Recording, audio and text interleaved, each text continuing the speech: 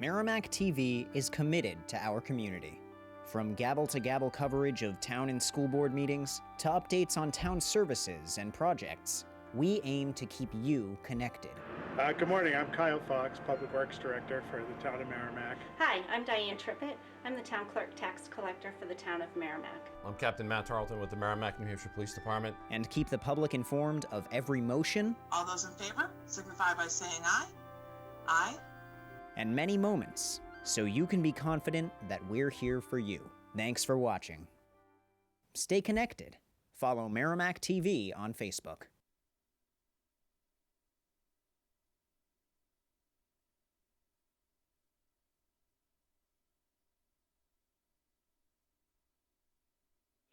Okay, good evening, ladies and gentlemen. Let me call to order the meeting of the Merrimack Planning Board for September 15th, 2020. Before I begin with our agenda, let me read the ground rules related to doing a remote meeting. As chair of the Merrimack Planning Board, due to the COVID-19 crisis and in accordance with Governor Sununu's Emergency Order Number 12, pursuant to Executive Order 2020-4, this board is authorized to meet electronically. Please note that there is no physical location to observe and listen contemporaneously to the meeting, which was authorized pursuant to the governor's emergency order.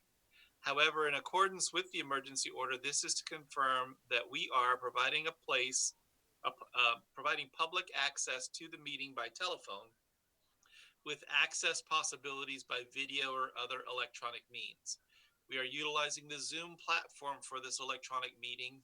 All members of the board have the ability to communicate contemporaneously during this meeting through the Zoom platform. And the public has access to contemporaneously listen and, if necessary, participate in the meeting through dialing either of the following phone numbers: 1-312-626-6799 or 1-929-205-6099. And entering the meeting ID, which is 944-1735-5435. The meeting may also be viewed on Merrimack TV Channel 20 on Comcast Cable or Merrimack TV Facebook Live page at www.facebook.com/Merrimack TV. We are providing public notice of the necessary information for accessing the meeting. We previously gave notice to the public of how to access the meeting using Zoom, and instructions are provided in the meeting agenda posted on the Town of Merrimack's website at www.merrimacknh.gov/planning board. We are providing a mechanism for the public to alert the public body during the meeting if there are problems with access. If anybody has problems with access, please email rprice@merrimacknh.gov. We will adjourn the meeting if the public is unable to access the meeting. In event the public is unable to access the meeting, we will adjourn the meeting and have it rescheduled at that time. Please note that all votes are taken during this meeting shall be done by roll call vote. Let's start the meeting by taking a roll call attendance. Each member, please state your presence and whether there's anyone in the room with you during this meeting, which is required under the right to know law. And so let me begin with Nelson Disco. I'm Nelson Disco. I'm speaking from my home. I'm here alone. Alistair Milnes. Hello, this is Alistair Milnes. I too am speaking from my home. I'm in the room by myself. Paul McLaughlin. Paul McLaughlin, I'm speaking from my residence, and I am the sole person in the room. Neil Anketel. I am at home and I am by myself. And I am Bob Best. I am in my office in Concord, New Hampshire, and I am by myself. So that concludes our roll call. Let me appoint Nelson into a voting position in for any of the vacant positions. We'll call it Lynn's position. Not vacant, but any of the absent folks. With that, let me remind everyone that our next meeting after tonight is October 6th, 2020 at 7 p.m. It will be a remote meeting via Zoom, the same as this one. For public participation during this virtual meeting, In order to participate, you need to follow the instructions that are on the meeting agenda in order to log into Zoom, and then press *9 on the phone when prompted to do so in order to raise your hand and be called on to speak during a public hearing portion of the meeting. And then I'll notice that, or the town staff will recognize you and will be able to hear what you have to say. Please ensure that applicants and speaking members of the public clearly identify themselves for the record with both name and address. All right, that concludes all of the ground rules for the meeting tonight. The first item on our agenda after the call to order is our Planning and Zoning Administrator's report. Robert is here with us today. Robert, do you have any report for us? I have no items tonight, Mr. Chair. Are there any questions or comments by members of the board for the staff? None. Moving right on through our agenda tonight. The first substantive item is item 3, Granger Revocable Trust as the applicant and owner. Continued review for acceptance and consideration of final approval for a 2-lot subdivision. The parcel is located at 225 Natticook Road in the R4 Residential by Soils District, Aquifer Conservation and Wellhead Protection Areas. Tax map 2B, lot 34. It's case number Planning Board 2020-11, and the item is continued from the June 16th, July 21st, and August 18th Planning Board meetings. And my notes indicate that the applicant has requested a continuance to October 20th. What is the will of the board? Mr. Chairman, I make a motion that at the request of the applicant, we continue this item to the October 20th meeting with no further notice to abutters. A second. I think I heard Neil first. Yep. We'll count Neil as the second. Let's do a roll call vote. Nelson Disco. Aye. Alistair Milnes. Aye. Paul McLaughlin. Vote aye. Neil Anketel. In favor? Aye. And I vote in favor as well, Robert Best. That is 5-0-0 to continue that item. Item 4 on our agenda is Bowers Landing of Merrimack 2 LLC as the applicant and owner. It's on our agenda for continued review for consideration of final approval for a site plan to construct 72 multifamily residential units in phase 7 of the Harris Pond planned unit development. The parcel is located off Bowers Landing Drive in the I-1 Industrial and Aquifer Conservation Districts. Tax map 1D lot 1-4. It is case number Planning Board PB 2020-16. It is continued from our August 18th Planning Board meeting. This applicant has requested a continuance to October 20th meeting. Mr. Chairman, likewise, I make a motion that as we have this request from the applicant, this is Alistair Milnes, and I propose that we continue the meeting, continue the item till October the 20th as requested with no further notice to abutters. I second that, Neil Anketel. Yep. Excellent. Roll call vote. Nelson Disco. Aye. Alistair Milnes. Aye. Paul McLaughlin. Vote aye. Neil Anketel. Aye. Robert Best votes aye as well. That's 5-0-0 to continue that item. Item 5 on our agenda is Gateway Homes Llc as the applicant and Richard Tingloff as the owner. Review for consideration of final approval for a waiver from section 6.01.2A of the subdivision regulations requiring all boundary monuments to be set in order to receive a certificate of occupancy. The parcel is located at 18 Cathy Street in the R1 Residential by Soils District. Tax map 6D, lot 145. It is case number Planning Board 2020-21. Robert, is there anything that we need to know before we hear from the applicant? Just want to briefly summarize the memo and the application. I'm going to let the applicant do most of the presentation on this because I think it makes sense to hear this from their perspective. Basically, in short, this is a request to waive a portion of the subdivision regulations pertaining to certified plot plans that requires that precise permanent monuments be set on the ground and then subsequently shown on the plan. For reasons which the applicant is going to explain, they believe that this is not going to be an easy task It's not as routine as it would be with other lots and plans. This is an existing lot of record. It was created back in the 60s. The plan was approved by the Board of Selectmen prior to the planning board even coming to existence, and subsequently prior to subdivision regulations coming into existence. So at this point, I would just turn it over to the applicant and allow them to give the detailed explanation in their rationale as to why it cannot be done according to them. Okay. Who's here from the applicant? I don't know if Nick, you've got to unmute them or whether they're able to do it themselves.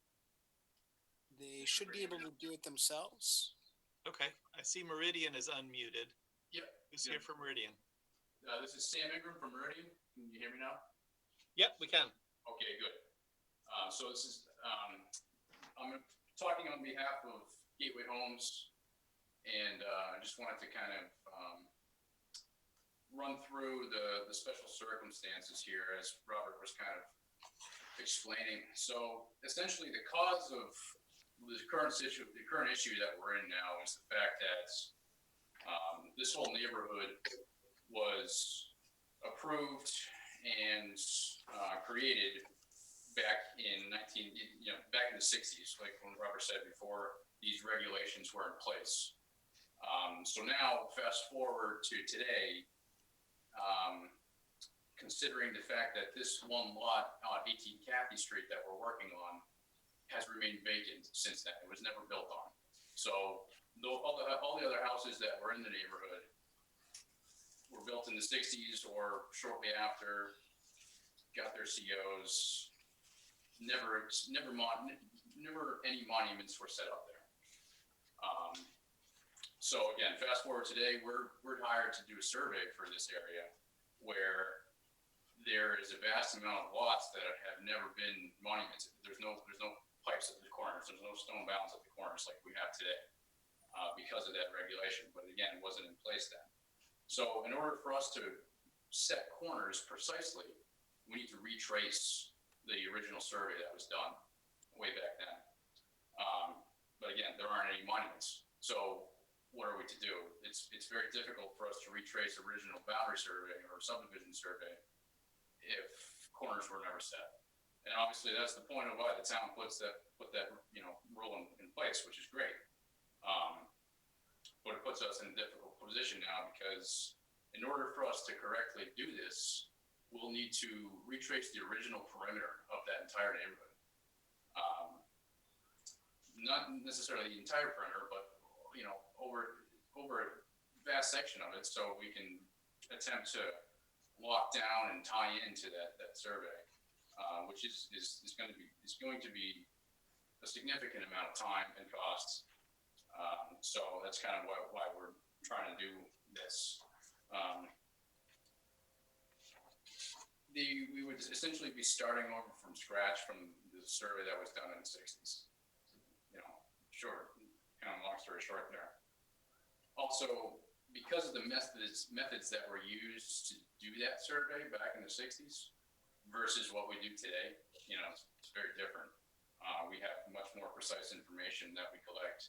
So even if we were to go through that effort of retracing the perimeter and reestablishing the internal lot lines, we're very much likely going to have a difference in dimensions. And that's what I had mentioned in my my narrative there that I included with the waiver, that we could go through all that whole process of reestablishing the internal property lines, but then still, to do it correctly, is going to result in a boundary line agreement because those original corners can't be precisely identified. So a boundary line agreement would be involved with the two lots to the left and the right, and also the two in the rear. And as far as I'm concerned, is that my experience getting one neighbor to agree is difficult enough, let alone four. So if we're then going that route, if the neighbors aren't agreeing to set these corners, or because of the nature of what we're asking, ultimately it ends up in court. and then what do you do? You know, so it's just a matter of we realistically and economically and sensibly,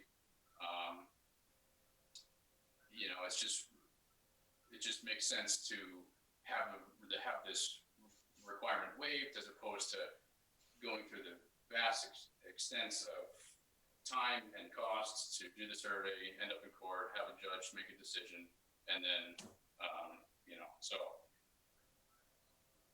yeah. You guys have any Hang on questions 1 second, about that? Sam. Let the record reflect that Councillor Boyd joined the meeting. Sam, continue, please. Okay. So again, I part of the narrative that we had put together, kind of explaining our situation along with what I just explained. Also on top of that, in the planning purpose or the planning process of building on this lot, we were extremely conservative about the setbacks and the improvements that we were making on the site. So we kept everything very, very internal to the lot with an understanding that we can't precisely define where that corner or that line is. So we're within a couple feet of that, granted, and we've increased the setbacks substantially in order to, you know, take extra precaution. Okay. Anything else to add, Sam?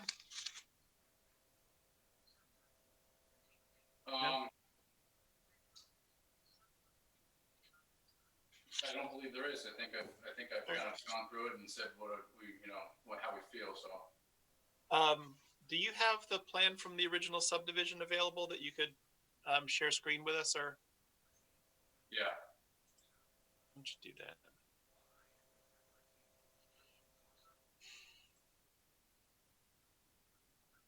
Hang on, Neil. I'm gonna let him. He's going to share screen with the plan, and then we'll tackle some questions and understand. I apologize. I'm kind of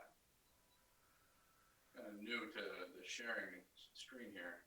Do I have to start that video? Is that what that says? No, it should just be share screen at the bottom, the green button. Okay. Got it. And then show whichever. How's that? Can you see that? Not yet.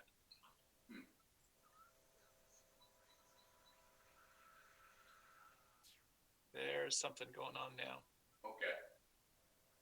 Oh, yeah. So this is the plan that was done. You can see it's dated 1966 here, and ultimately it was approved in 70 because I think there were some revisions being made to the development. The lot that we're working on right now is 95, where I'm putting my cursor over, lot number 95. So yep. You can see that this plan,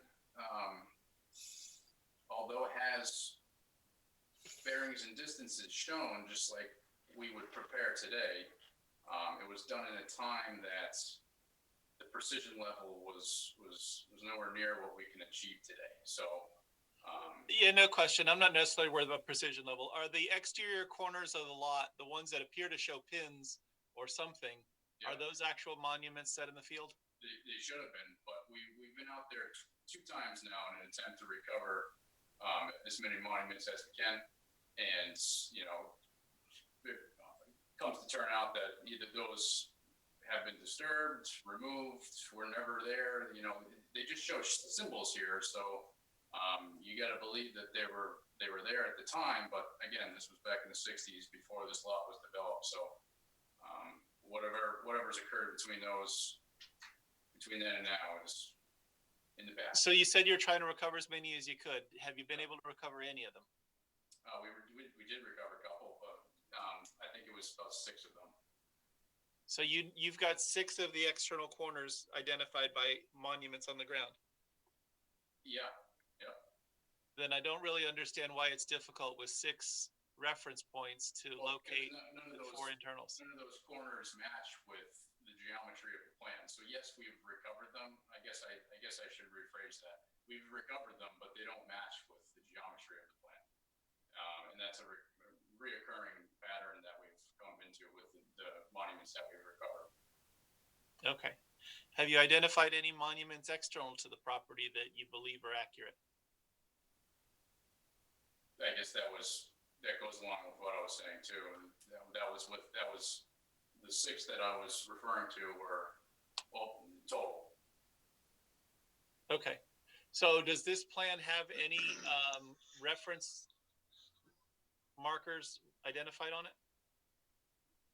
Well, again, they have these corners shown on the perimeter in which we've attempted to recover and have only been able to find a few.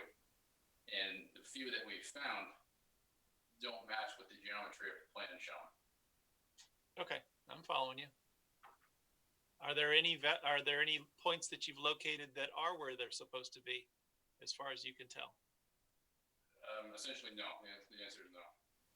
How about outside of this parcel? Outside of the original plan? Yep. We have, I guess that it was kind of irrelevant to the survey that we're working on. Well, at some point you got to start from some reference that's known in order to start rebuilding the process, right? Yeah, and that's where we're getting at in terms of the effort. So what I'm trying to find out is where's the reference that you've got to get to that you know is accurate, that you would move forward from? Well, the perimeter of the plan that you're looking at right now is the original tract. So yep. That's what we would need to determine where it was. And yeah, what are you going to use for your starting reference point to do that? We would need to use the perimeter of this plan and those monuments that were supposed to be there, but maybe have been disturbed or maybe were never there. I don't know if you're following my question. So at some point, you've got to start from a fixed point that you know is accurate, whether you're trying to identify the lot or identify the whole parcel, correct? Yeah, so in order for us to identify the internal lot lines of this development that was done back in the 60s, in particular our lot, we would need to define where this perimeter. Yep, got that. You said that. You said it and I read that. What I'm asking is, where do you start from to set up that perimeter? Where is the reference point that is accurate starting point? That's what we can't determine. We can't find any points that are accurate. And so what's the reference point that's outside this parcel then? I mean, sooner or later when you survey things, you start from somewhere. It may be miles from here, but you got to start from somewhere, right? That's where we're getting at in terms of being unrealistic in order to do that for what we're trying to achieve. Right, and I'm trying to decide whether I agree with it being unrealistic, but you can't tell me where the starting point is. Everything was a part of, a massive tract of land at some point. So this was a subdivision of another 100-acre piece at one point, and that was part of another 200-acre piece at one point. So, is it going back to the original tracts that was subdivided 200 years ago? I mean, it's kind of like, your question is very true. Where do you stop in order to do that? And sometimes it's like we've experienced here, much more difficult to have an answer to that question because you don't know where those definitive points are going. You're going to find them. And in this case, I think that even going beyond the perimeter of this internal or original subdivision is a very extreme project to undertake for what we're asking for. All right. Are these streets laid out where they're supposed to be? Again, that's hard. That question right there is hard to answer too, because if they were, then it would give us a better understanding where those lines should be. But we don't have enough monumentation in order to say yes, they're in the right spot or no, they're not. Do they start in the right spot at Pearson Road?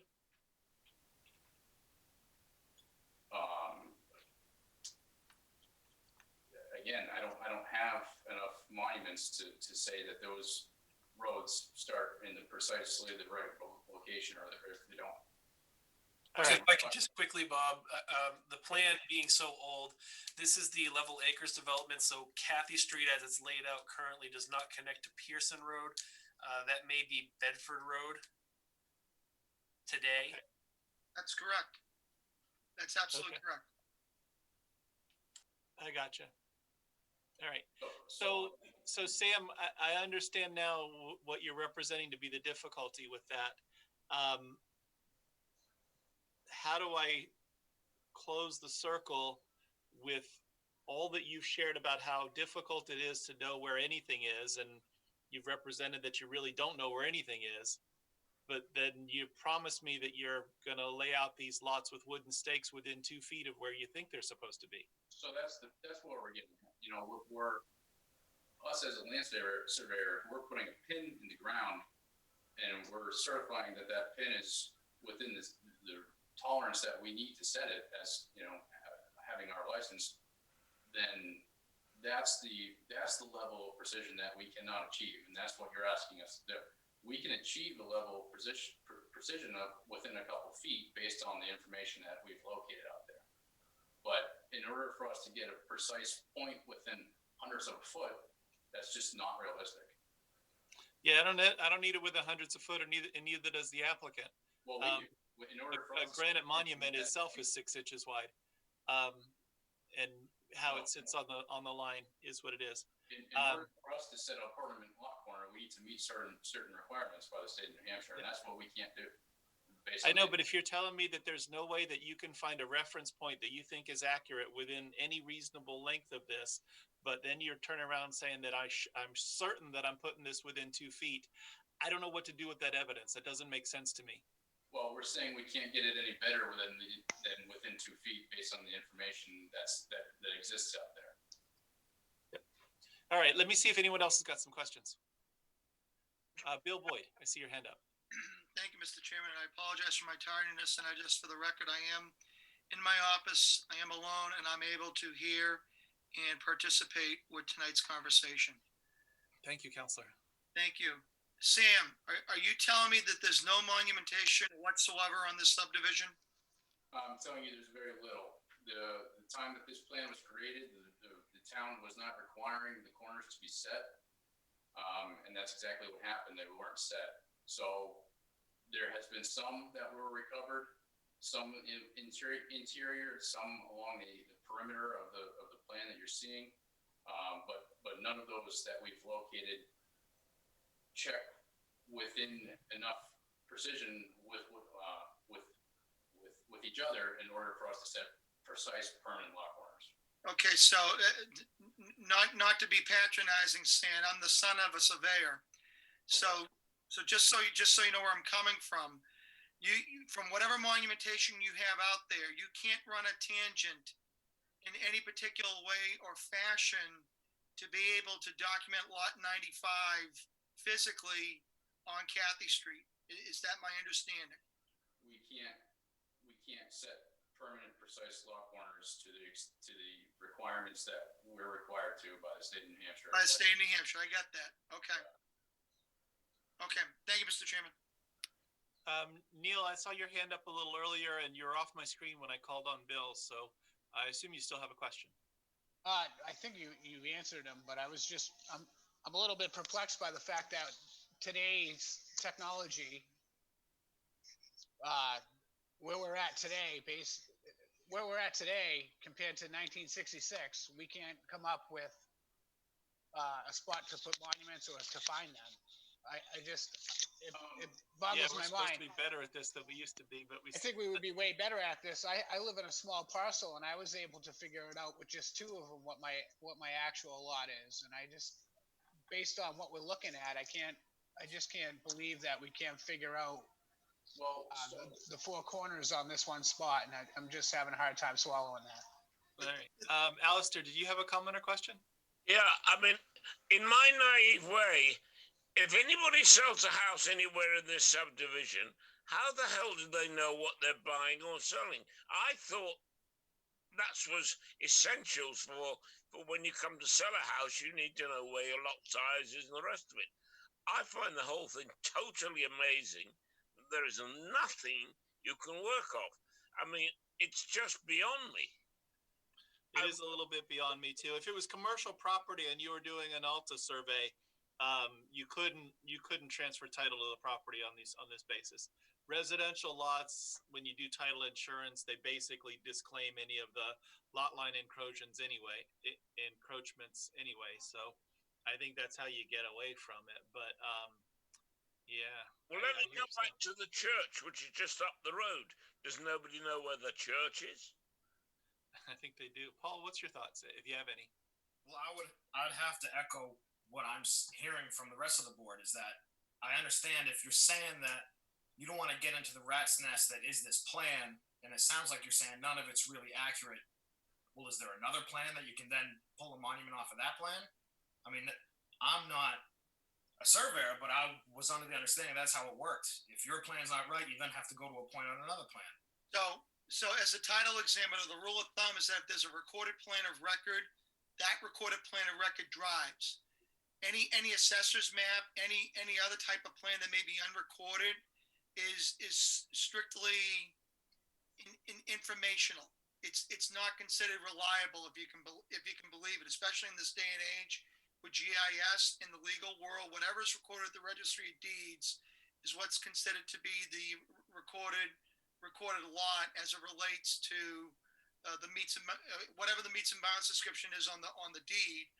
If there's a recorded plan to go with that deed, generally it's referenced as such. Yeah. If that makes any sense. Okay. This is a request for a waiver of a requirement, and so we're not obligated to determine whether it's complete or accept the application for review. I see that there's a caller with a hand up, and so with that, let's go ahead and consider the public hearing open. And Nick, if you can unmute the caller that ends in 307 and have them introduce themselves, name and address, and then offer the board whatever they'd like us to consider.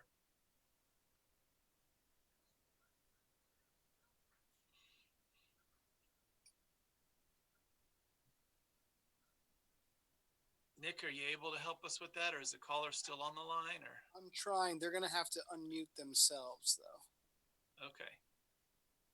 How does a caller on a telephone do the mute or unmute? They'll need to press *6. *6 will mute or unmute the telephone call.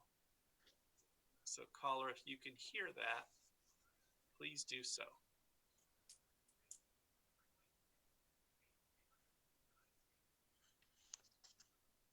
Okay. Hello? Now introduce yourself, name and address, Okay. and tell us what's on your mind. Okay, it's Annette Holbrook, and I live adjacent on 20 Cathy Street. Okay. And I was just concerned with all that I'm hearing. I'd like to know where the lot lines are because it's going to abut my property. And I know that I've lived here since '76, so I know a lot of the monument stuff is missing. And it just happened over the years. I don't know if they weren't granite or if they were just wooden pegs. I don't know. We had the same problem. But I would like to kind of agree or somehow know what that lot line is going to be, how close it's coming to my property, and maybe I don't think it should be that close. I don't know. I don't really know. I've seen some of the tags that are out there, but I don't understand them. Okay. It's supposed to be the same size as our lot, which is 93, right above it. It's got the same square footage. It's got the same frontage and the depth. But I would just, before saying, yeah, go ahead, I'd like to know, can they just walk me through the lot and let me know what they are assuming is correct? Because we have Reed's Ferry School right behind Constant Street here, too. And if you need markers from there, I would think they have markers along with the church. Thank you for sharing that. So the two potential outcomes for tonight is that we require them to figure out the survey and go through whatever process they need to do and set the monuments, in which case you'll have granite monuments, at least the ones as to the lot 95. It won't go all the way around your lot, but it would show you Right. the one boundary. The other possibility is that we grant the applicant his relief, in which case they would put up wooden stakes that we could view, or that the code enforcement officer could view to determine whether they met setbacks. and the surveyor applicant is affirming that they could put that within 2 feet of where the boundary is. And so if that was the way that we went, the information you would get is sort of close but not definitive. And that's really what I expect, is something that's close, but I really don't, I can't see it. Okay. Okay. Thank you for your comment. Are there any other butters or citizens who wish to weigh in? If you're on the phone, I think it's *9 to raise your hand. I don't see anyone else that's on the call on a telephone. And if there aren't any, then we can close the public hearing. Board members, if you have any more questions for the applicant. Nelson, I see your hand up. Yeah, I'd like to just wade in here. I was concerned at the beginning, if this had been given to our legal counsel for review, with all due respect, Bob, I just want to know where our town legal counsel would stand on waiving this requirement, and how that could affect or backfire onto the town. Sure. We have no feedback from our legal counsel. If it's the will of the board to get that, then that should be the motion the board makes and takes up. Okay, I think, yeah, I would like that information. It seems to me, and how do all these other lots survive? This lady who just talked, she was very generous. She's not too uptight, but there are people who may be upset to find out their lot line is 6 inches the other way than they thought it was. I'm a little concerned about that. Yeah, that's a double-edged sword, because on the one hand, a definitive answer might satisfy some of those concerns for some of the neighbors. On the other hand, live and let live, it's been there for 50 years, and nobody's fought over it yet, is another viewpoint. And I'm not sure what's the best choice to take. From that question standpoint about impact on all the other neighbors. Hell, they could find out that these lot lines are 5 feet off of where people think they ought to be. And, all sorts of encroachments that ripple all the way down the street. Yeah. And everybody's shed and driveway is on the wrong side of the line. Yeah. Plus or minus 2 feet can add up real quick. Yeah. Per property. Yeah. Yep. Other comments or questions by members of the board? Is any member? I'm sorry, Neil. Go ahead. I was just thinking that strict conformity to this regulation would ensure that everybody gets what they paid for. I get what you're saying. So if we were going to grant a waiver, we would have to tie it to one of the statutory criteria, and the first one is that strict conformity would pose an unnecessary hardship to the applicant, and waiver would not be contrary to the spirit and intent of the regulations. The other possibility is specific circumstances relative to the subdivision or conditions of the land in such subdivision indicate that the waiver will properly carry out the spirit and intent of the regulations. And I'm struggling with trying to apply either of those, because if you leave off the monuments, I don't know how you've achieved the spirit and intent of the regulation under either case. Yeah, I agree. I get the idea of a hardship. I don't know if it's unnecessary or a necessary hardship. I don't know how the building inspector can assess whether someone's within their setbacks when we're kind of sort of guessing, and we're getting a promise that it's within 2 feet, but based on what? Nobody can even tell me where the reference points are for that 2 feet. Anyway, does the board have additional questions? Another caller entered the room, so I know that we heard from one caller and closed the public hearing, but if the new caller who just joined wishes to weigh in, I think this is a situation where more information is better. Is the new caller interested in weighing in on this application? If you are, press *9 to raise your hand and come to the attention. If not, okay. We'll consider the public hearing still closed. It's appropriate for the board to consider a motion. I'm sorry, Alistair, you have a comment? They raised their hand, Bob. Okay. Thanks, Nick. Alistair, you go. I'm completely befuddled by the whole thing. I mean, there's a school, there's a church, there's a road, Bedford Road. I cannot believe that nobody knows where anything is in that area. I mean, they've just resurfaced Bedford Road. How the hell did anybody tell Continental Paving where to go? I mean, it's beyond me.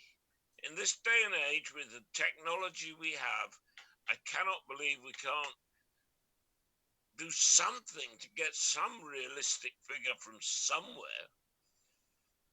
It's quite beyond me.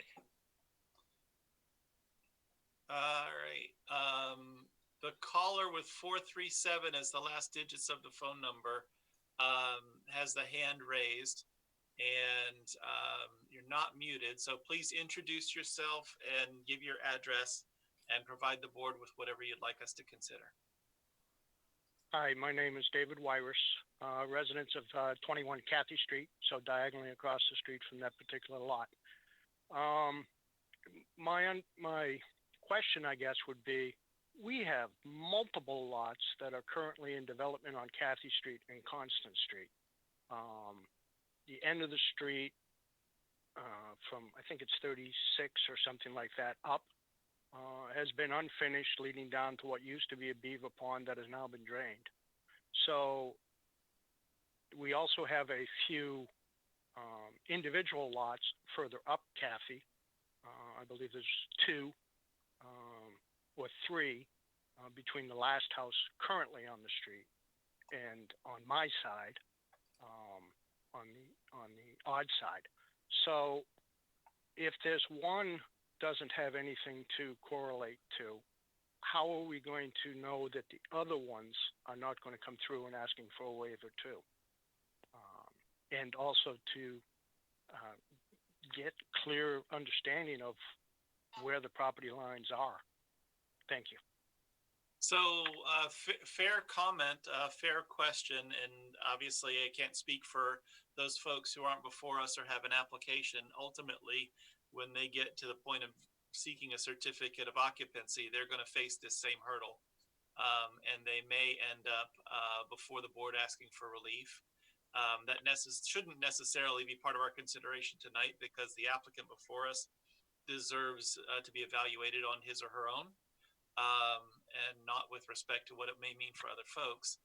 That said, if the applicant is trying to figure out the cost of surveying, the potential to share that cost with 5 or 6 other people that are under development might take the edge off of that. And that isn't a decision of the board to put them in that boat, but it is a reality if it ends up being the direction that the board goes in, that all of those applicants with new lots should have an interest in trying to solve this question if the board is unwilling to grant a waiver. Is there more discussion by the board, or is there a motion that the board would like to consider? Bill Boyd.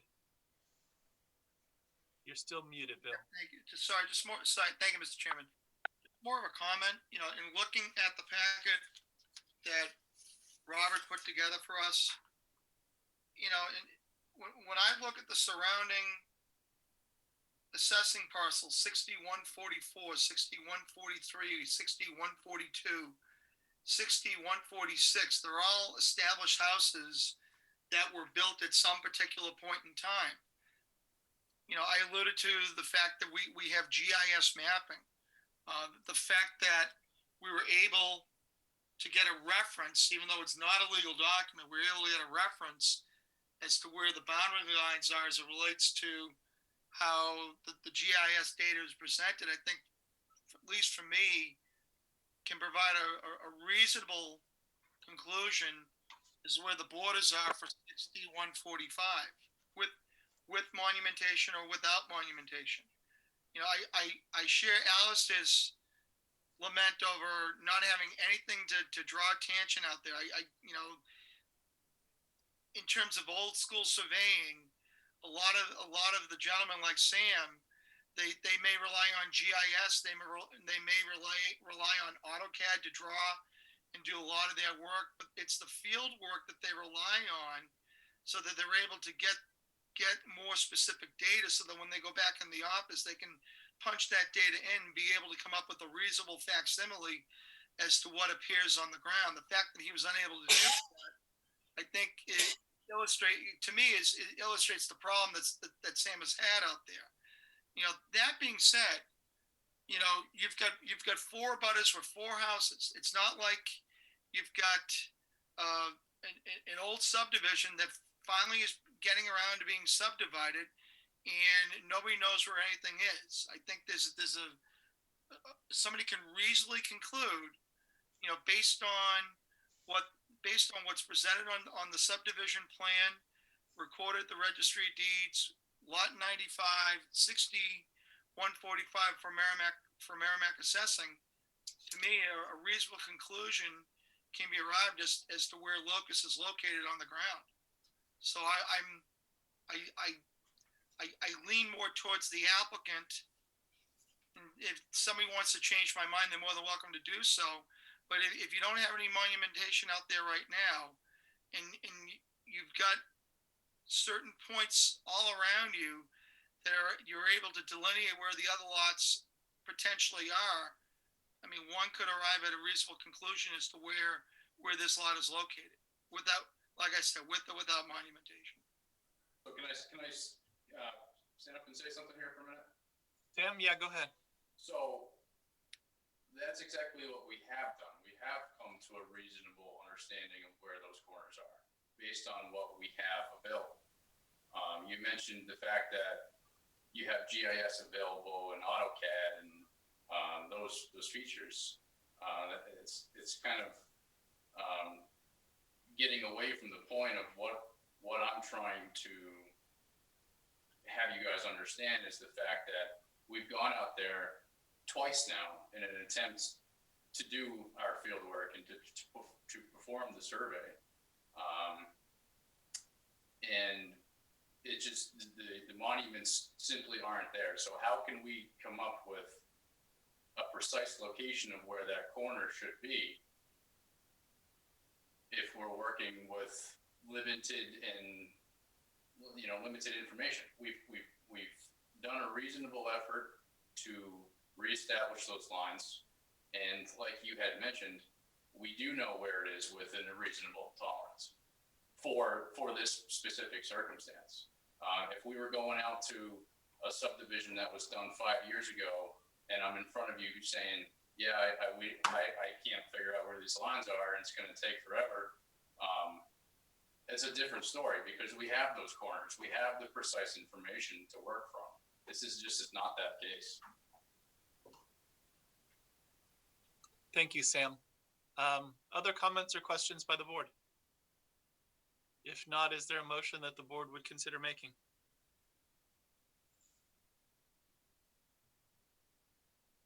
Whether it's a motion to grant the waiver or to deny the waiver, one way or another, there should be I would make a motion to deny the waiver. I'd second that, Mr. Chairman. It's Alistair Milnes.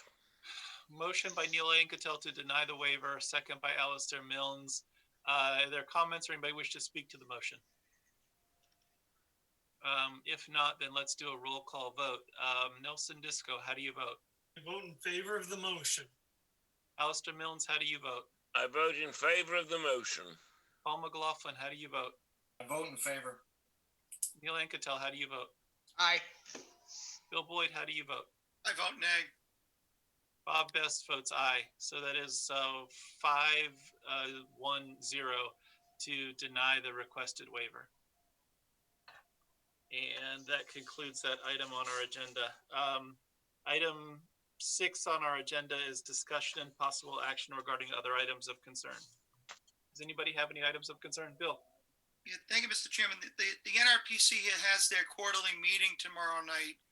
I just wanted to get a sense from the board. I know we talked about the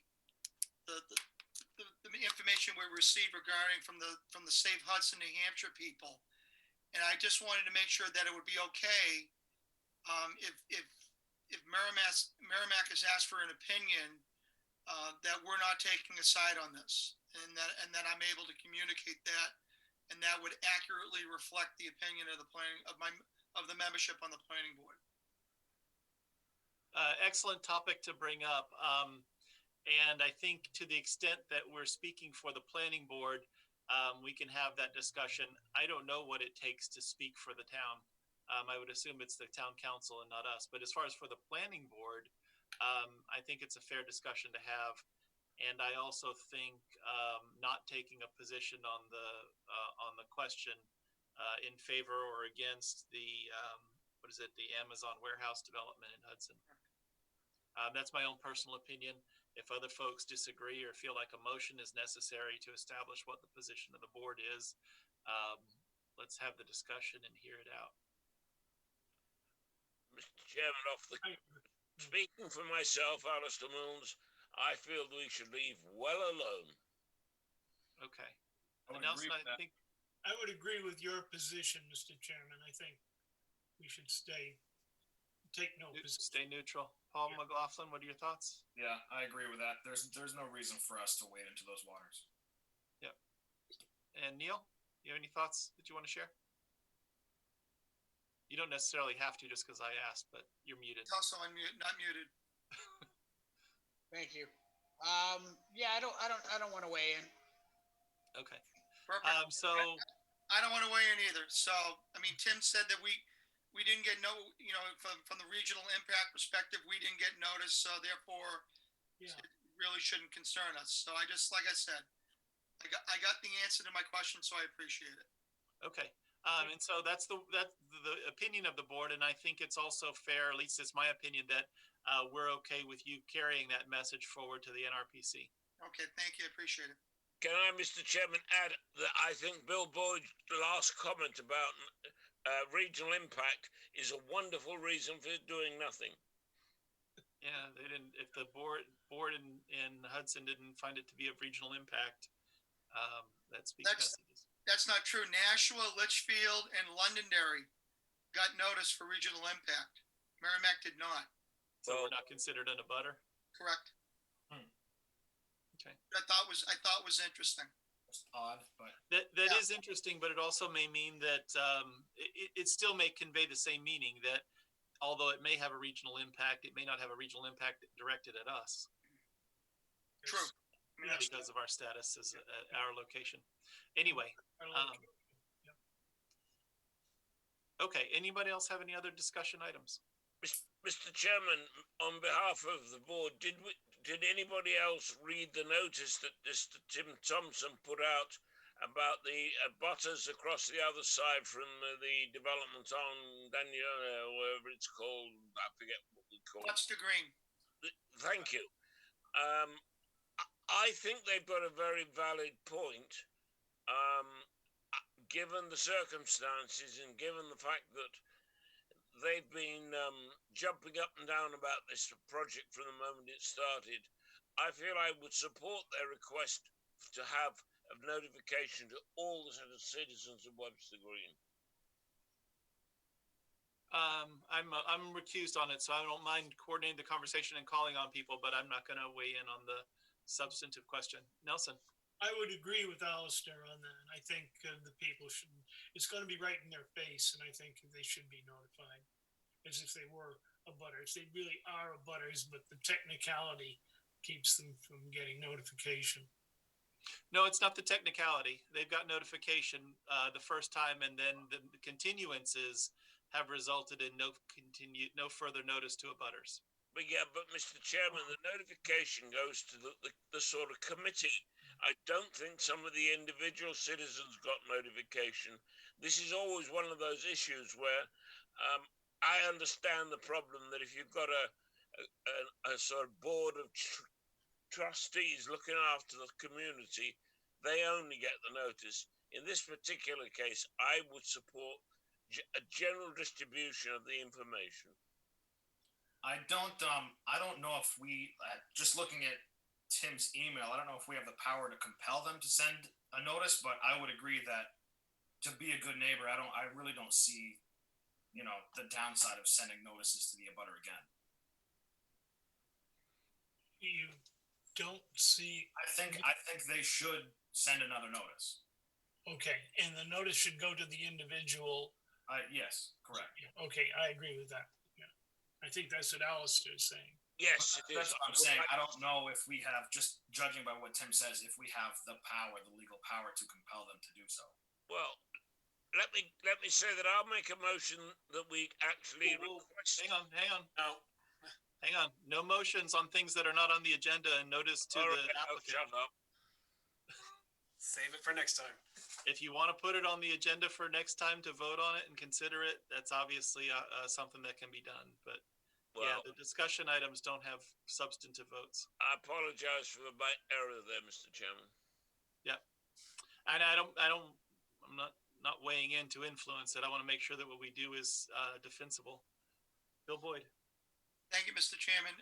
I'm in agreement. I think the people of Webster Green absolutely should getting noticed on that project. The impacts, the potential impacts to them are significant. So I hope that we're able to figure out a way to accommodate them so that they're getting the notices regarding when Flatley will be on our agenda. Thank you. Mr. Chairman. Yeah, I will make a motion, Mr. Chairman, that we put this on an agenda for proper action by the board at the next meeting. Seconded. Yeah, Robert, I think that's the appropriate course, is to put it on an agenda, and however we achieve that. Are they already on a future agenda? They are already, it's a continued hearing. They are on, let me get the date just so I don't mess it up. Okay, maybe we don't need this motion. Yeah. Misreading what Bob had said. Yeah. That project is on the October 6th meeting already, as it was continued from the September 1st meeting. Yep. At that time, I think it's appropriate to discuss whether or not notification for the following meetings, should there be any, is appropriate to take place. Okay. Okay. Okay. Yeah. Any other discussion items? Well, yeah, I have one. Yes, please. We were talking about in some of the regulations that we were talking about. We were talking about junkyards and what constitutes a junkyard, and then we started talking about registered vehicles, and if they're not registered, how many can you have? Well, on Back River Road, I live down off of Back River Road, so I drive by this every day, and this is why I bring it up. There's one home that has probably 8 to 12 Saabs sitting in his front yard, and I was just curious. Have we come to a determination as to what or how many vehicles you can have parked in your front lawn? Because it's really becoming quite an eyesore. At first I thought, I was like, all right, great hobby. My kids have cars. We probably have 2 or 3 that aren't registered right now in our own place. But this is getting out of hand, and I was just curious if there's anything that we can do about it, because it's really becoming to look like a junkyard. It's a little bit further down from Norm's, but he keeps all his stuff. I don't know if you're familiar with Norm's Transmission, and I guess I don't want to speak about anybody else, but they keep all this stuff behind the fence, so you don't see it. And I was just curious as to what the regulation is on that, or what we came to determine as far as what is considered a junkyard. Sure. Much of our discussion last time focused on, I kept asking questions about campers and things that are completely different, and didn't seem like the board wanted to go in that direction. But the actual automobile junkyard concept is written down in state law as far as the definition of a junkyard, and I think it's 2 or more unregistered vehicles. But whatever it is, it's established in state law. And we were simply conforming our zoning regulation to state law when we were talking about that discussion in the past.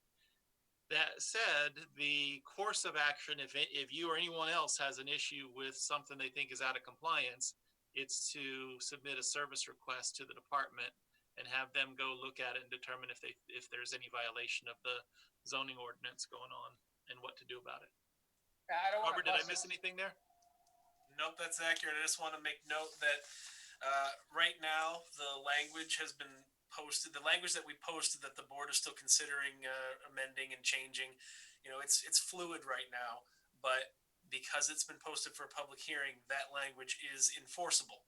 So if you want to put in a service request to us, we can go out and use that current definition of two or more unregistered vehicles. I can call them junk if that's what's there. Take a look at the circumstances, and we can begin an enforcement. Now, if you begin an enforcement, it's my understanding that the person who submitted the service request will not be notified of anything after the request, correct? That's correct. It is not our policy to follow up with the person who submitted it.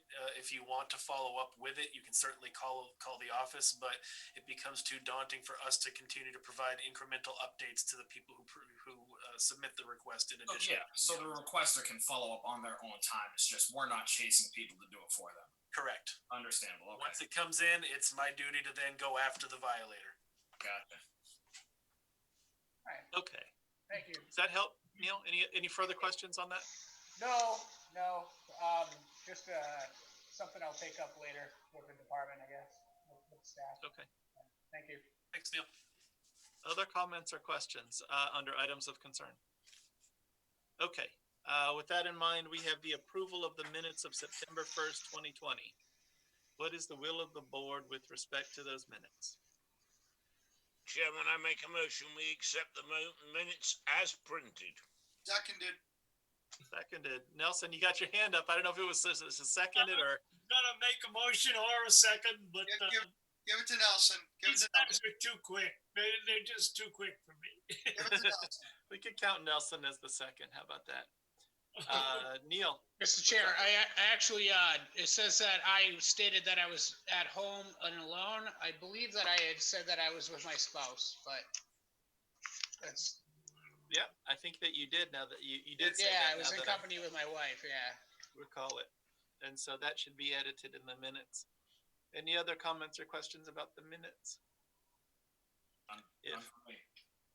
If not, then let's do a roll call vote for the approval of the minutes. Nelson Disco, how do you vote? I vote in favor of the motion. Alistair Milnes, how do you vote? I vote in favor of the motion. Paul McLaughlin, how do you vote? I vote aye. Neil Anketel, how do you vote? I vote aye with the change. Bill Boyd, how do you vote? I vote aye. And I vote aye. That is 6-0-0 to approve the minutes. There are no other business items on our agenda, and so that brings us to the consideration of a motion to adjourn. So moved. Seconded. Moved by Bill Boyd, second by Paul McLaughlin. Nelson Disco? I vote aye. Alistair? I vote aye. Paul? Vote aye. Neil? Vote aye. Bill? Aye. Aye. I vote aye as well. 6-0-0 to adjourn. And so we are adjourned. Thank you all for the work tonight. Merrimack TV is committed to our community. From gavel-to-gavel coverage of town and school board meetings to updates on town services and projects, we aim to keep you connected. Good morning. I'm Kyle Fox, Public Works Director for the town of Merrimack. Hi, I'm Diane Trippett. I'm the town clerk tax collector for the town of Merrimack. I'm Captain Matt Tarleton with the Merrimack, New Hampshire Police Department. And keep the public informed of every motion. All those in favor signify by saying aye. Aye. And many moments, so you can be confident that we're here for you. Thanks for watching. Stay connected. Follow Merrimack TV on Facebook.